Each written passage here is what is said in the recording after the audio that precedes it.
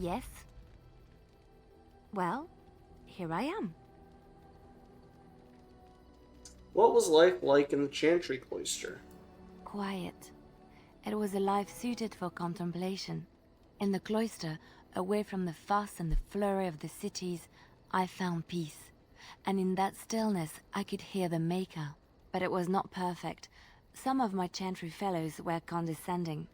That is the nature of religious folk, I suppose. Condescending? How so? When I talked about my beliefs, that the Maker reveals himself in the beauty of his world, they treated me with disdain. They want to believe that he's gone, so that when he turns his gaze on them, it means they are special, chosen. He cannot possibly have love for all, the sick and the weary, the beggars and the fools. I prefer your ideas to the ideas of the Chantry. Thank you. Maybe I am wrong. But it is the Maker's place to decide if I am worthy, not men, not the Chantry. But there is work to be done, and I have talked enough for now. Yes? Well, here I am. This vision of yours. I knew this would come up sooner or later. I don't know how to explain, but I had a dream. In it, there was an impenetrable darkness. It was so dense, so real. And there was a noise, a terrible, ungodly noise. I stood on a peak and watched as the darkness consumed everything.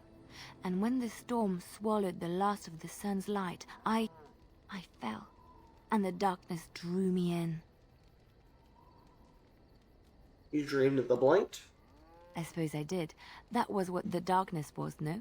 When I woke, I went to the Chantry's gardens, as I always do. But that day, the rosebush in the corner had flowered. Everyone knew that bush was dead. It was grey and twisted and gnarled, the ugliest thing you ever saw. But there it was, a single beautiful rose. It was as though the Maker stretched out his hand to say, even in the midst of this darkness, there is hope and beauty. Have faith.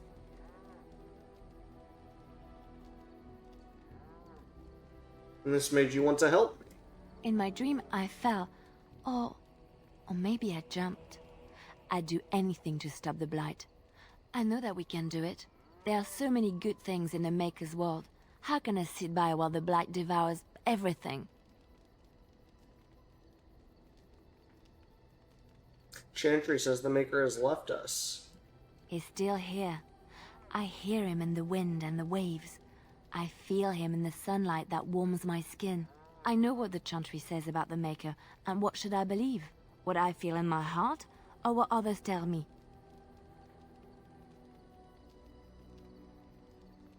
Believe what feels right to you, Liliana. Thank you. It's nice to find someone who agrees. I know what I know, and no one will ever make that untrue. Yes? Well, here I am.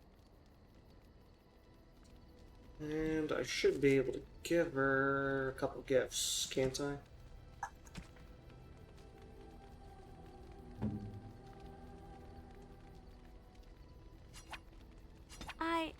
That's a wonderful thought. Yes? Well, here I am. Evidently, that was not enough to unlock anything. Is there anything else I can give her? Not specifically for her, no.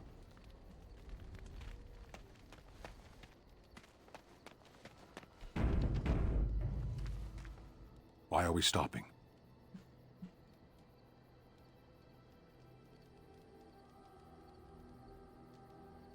I think we should talk for a moment. There are darkspawn to be fought. Is this delay needful? Are you alright? You were in that cage for weeks. You are concerned. No need. I am fit enough to fight. Never seen a Quinari before? Tell me about your people. No. I wasn't expecting that. Get used to disappointment. People are not simple. They cannot be summarized for easy reference in the manner of The elves are a lithe, pointy-eared people who excel at poverty. You said you were in the army. I am. What made you decide to become a soldier? Decide. I am a Sten of the Beresad. I did not choose to be who I am any more than you did. Why would the Qunari send soldiers here? The Antam are the eyes, hands, and mouth of the Qunari. We are how my people know the world.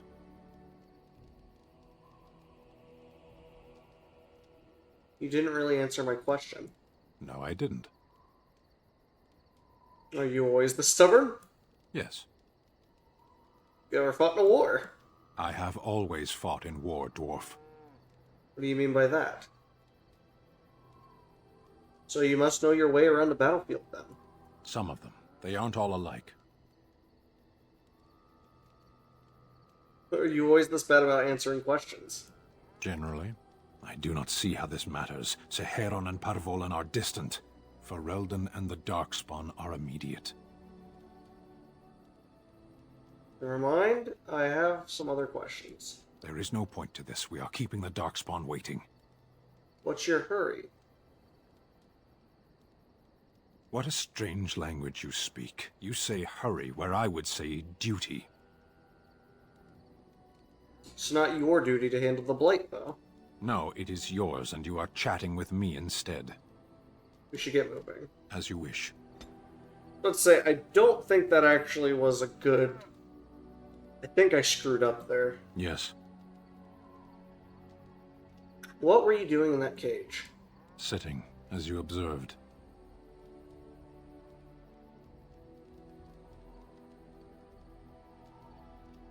It's not what I meant. It's what you asked. You don't like me much, do you? Warden, if I truly disliked you, I would leave. That I am still here, you may interpret however you choose. Are you going to answer my question?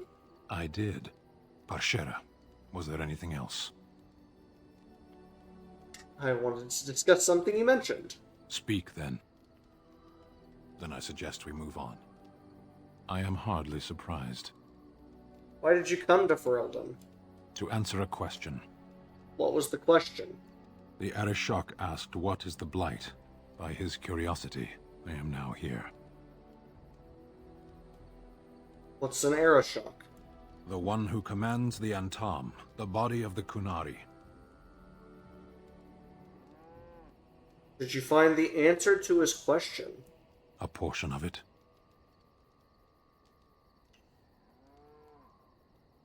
What was the answer?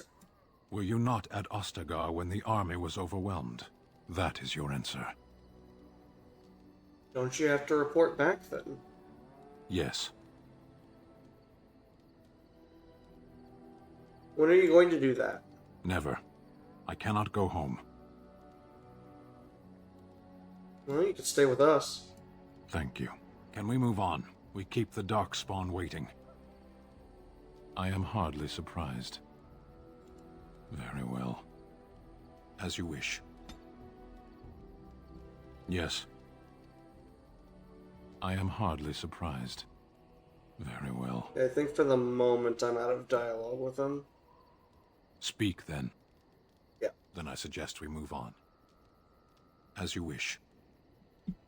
Don't believe I have anything to give him either, gift-wise.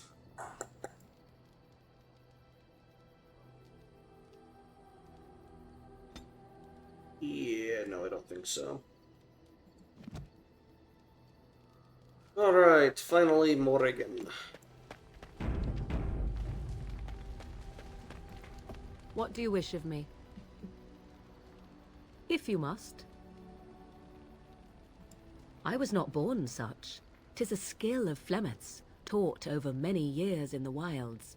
The chastened have tales of we witches, saying that we assume the forms of creatures to watch them from hiding. When a child is alone and separate from his tribe, that is when we strike, dragging the young boy kicking and screaming to our lair to be devoured. A most amusing legend.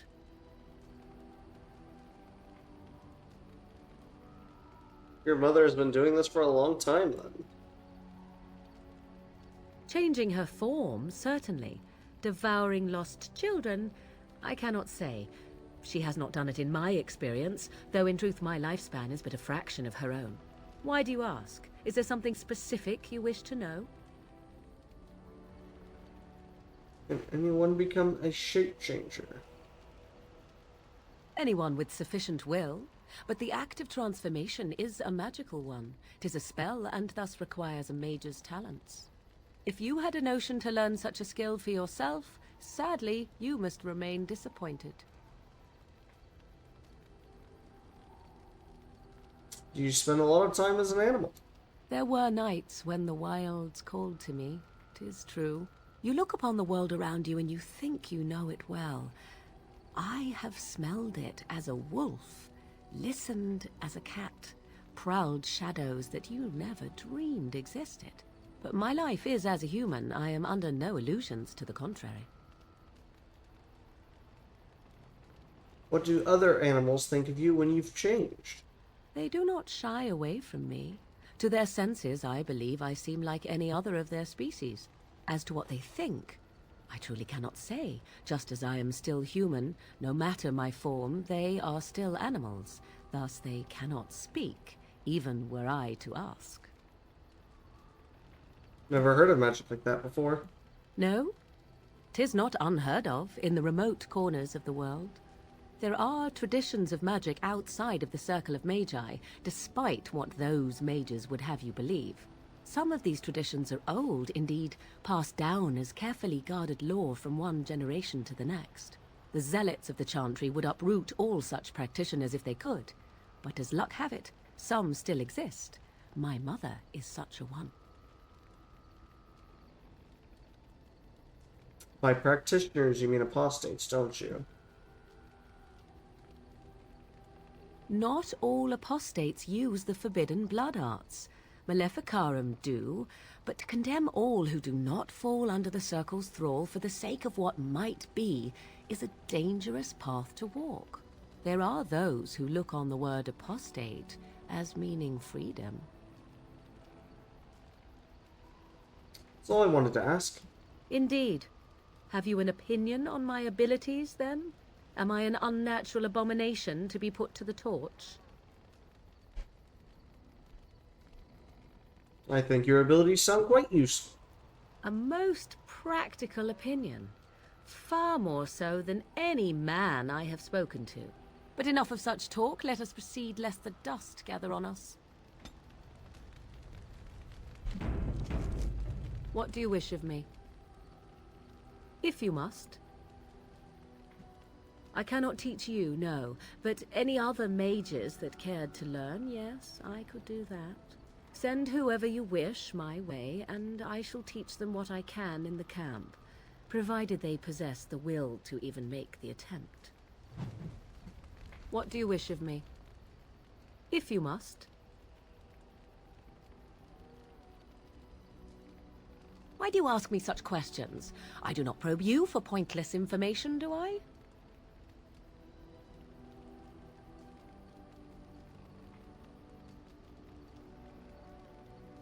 Any number of cats could inform you of the answer to that question, but have it your way. What is it you asked? If I grew up in the wilds? A curious question. Where else would you picture me? For many years it was simply Flemeth and I. The wilds and its creatures were more real to me than Flemeth's tales of the world of man. In time I grew curious. I left the wilds to explore what lay beyond, never for long. Brief forays into a civilized wilderness.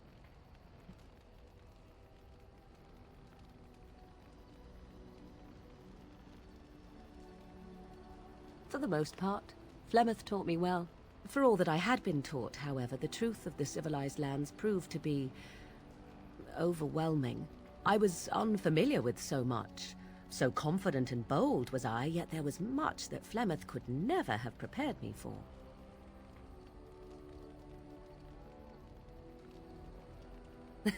Equal parts daring and foolhardy, perhaps.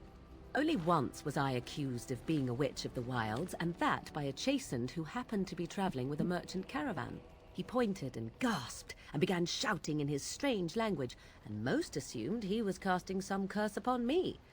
I acted the terrified girl, and naturally, he was arrested. Men are always willing to believe two things about a woman. One, that she is weak, and two, that she finds him attractive. I played the weakling and battered my eyelashes at the captain of the guard. Child's play. The point being that I was able to move through human lands fairly easily. Whatever humans think a witch of the wild looks like, 'tis not I. Not that I did not have trouble. There are things about human society which have always puzzled me, such as the touching. Why all the touching for a simple greeting? To begin with, yes. What is the point of touching my hand? I find it an offensive intrusion. There were many nuances that Flemeth could never tell me of. When to look into another's eyes. How to eat at a table. How to bargain without offending. None of these things I knew.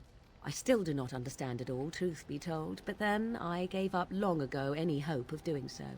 When I returned to the wilds last, I swore to Flemeth that I had no intention of leaving again. Yes? Let's ignore the entire Darkspawn threat and the presence of a simpleton as your only other Grey Warden ally, then. Not that I lack appreciation for the intent of your comment. Thank you. Well, let's get on with it before the ground opens up and swallows us, yes?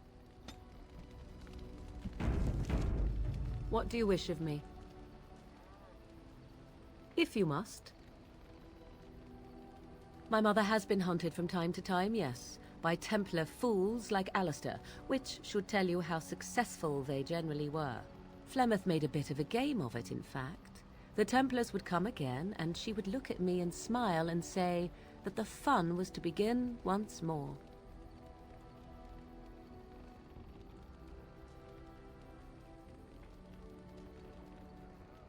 They came with as much swagger and arrogance as they did self-righteousness. Pity them if you wish, for they held none for us. Flemeth would warn them once. That might have been a bad one. 'Twas a warning they inevitably failed to heed. And then the true game began. Often Flemeth would use me as bait. A little girl to scream and run and lure the Templars deeper into the wilds and to their doom. 'Twas a game, and I a young girl. If I didn't get to play, I would have been very upset. Thankfully, the wilds is a vast place. Once they found us, Flemeth would simply move us elsewhere, and we would be lost within the forest once again. I did not understand the danger we faced until I was much older. I had never heard of apostates or maleficarum.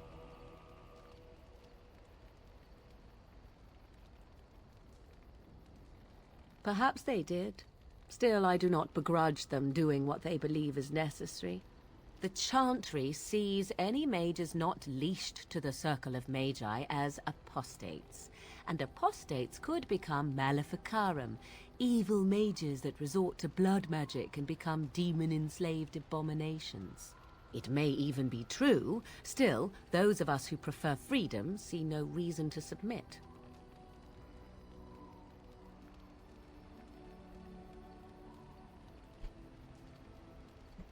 Oh, I hope you are not simply being agreeable. It would be a refreshing change. Enough of this talk. Let us return to the task at hand.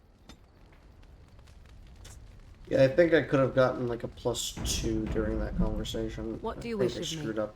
But, If you must. Well, that depends, does it not? what does she What seem does she to be? seem to be? Sometimes I do wonder the very same thing. Tell me, how much do you know of the tale? The one that the chastened still tell of my mother, to frighten them into obedience.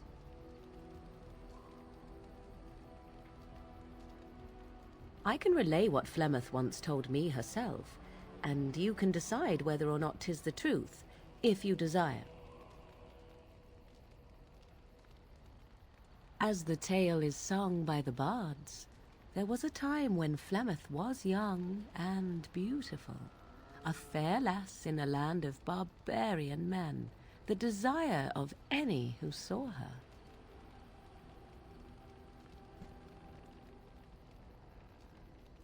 The tales say that Flemeth fell in love with Osen the Bard, and fled the castle of her husband, the dread Lord Conabar, and that he swore vengeance for her infidelity. In truth, my mother claims that 'twas Osen who was her husband, and Conabar the jealous lord who looked on from afar. Lord Conabar approached young Osen and offered him wealth and power in exchange for his lovely wife, and Osen agreed. Aye, it was. 'Twas Flemeth who suggested the arrangement in the first place. All would have been well had Lord Conabar kept his end of the bargain. But he was a foul man who bargained with coin he did not possess. Osen was led off to a field and slain, left for dead. Flemeth spoke to the spirits and learned of the deed, and swore revenge.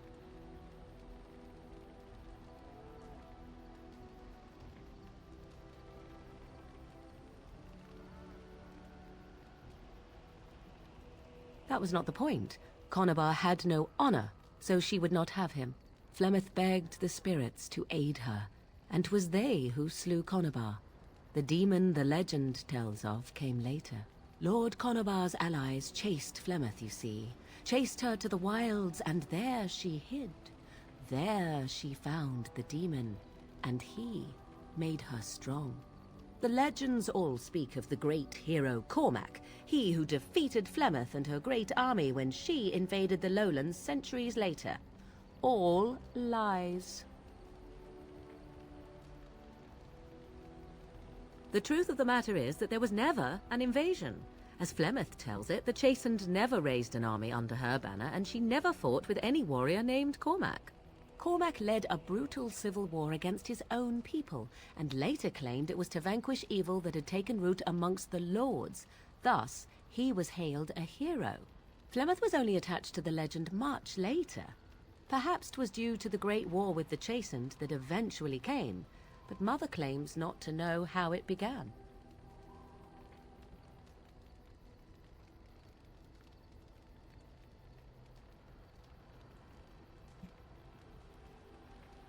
I do not believe everything that Flemeth claims. Oft it seems her bitterness has colored her memories. But on the whole, yes, I believe this tale, if not all. You ask if I have sisters. I have asked of this myself. The stories tell of many witches of the wilds after all, not just the one. And these tales existed long before I did. Flemeth refuses to speak of other daughters, if they existed. So, should I believe I am her first? I doubt that too. The Chastened tell of a falling out between Flemeth and her daughters.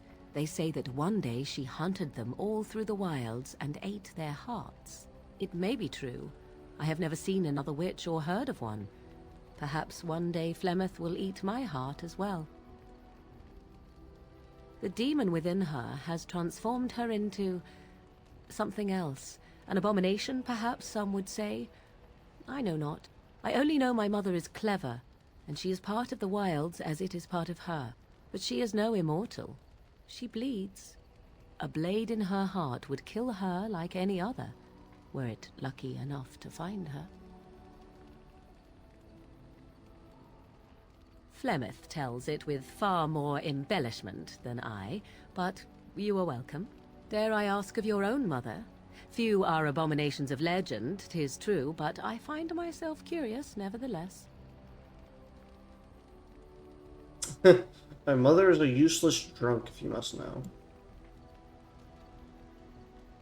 Ah, then you have my sympathies for what it is worth. Which is very little, I am certain. It matters not. Let us move on.